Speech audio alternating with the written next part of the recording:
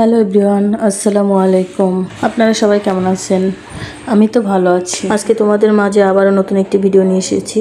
কাঁচা আমের ঝুরি আচার। এই আমের ঝুরি আচারটা দিয়ে খিচুড়িটা খেতে এত মজা লাগে যা বলার বাহিরে। কার কার পছন্দ কমেন্টে জানিও কিন্তু। চলো তাহলে যাওয়া যাক ফুল ভিডিওতে।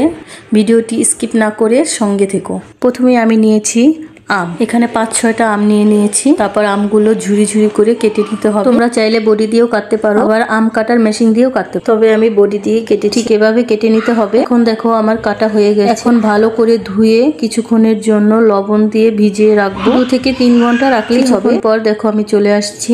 এখন আমার দেখো এই আমটা ঢেকে রেখেছিলাম, এখন কতটা পানি বের হয়েছে। এটা বের হওয়ার পর এভাবে গামছা দিয়ে ছেঁকে নিতে হবে। সবটুকু পানি ছেঁকে নিতে হবে। তারপর আমি এখানে দিয়ে দিয়েছি লবণ দেওয়ার পর দিয়ে দিয়েছি পাঁচফোড়ন ফাঁকি। এখন চুলায় একটি প্যান বসিয়ে দেব। প্যানের মধ্যে দিয়ে দেব যথেষ্ট পরিমাণ তেল। তেলটা একটু বেশি দিতে হবে। আমের ঝুরি আচারটা তেলে ভিজাবো, সেজন্য তেলটা বেশি লাগবে। এখন তেলটা যখন হালকা গরম হয়ে আসবে তখন দিয়ে দেব 5-6টা শুকনো মরিচ হালকা ভাজা ভাজা করার পর দিয়ে দেব আদা রসুন বাটা। তারপর দিয়ে দেব 4-5টা আস্ত রসুন। এখন আমি ভালো করে ভেজে নেব। ভাজার পর দিয়ে দেব আম কুচি। চুলার জালটা এখন হালকা মিডিয়ামে রাখবো। এভাবে আমটাকে আমি ঢেলে আস্তে আস্তে ভেজে নেব।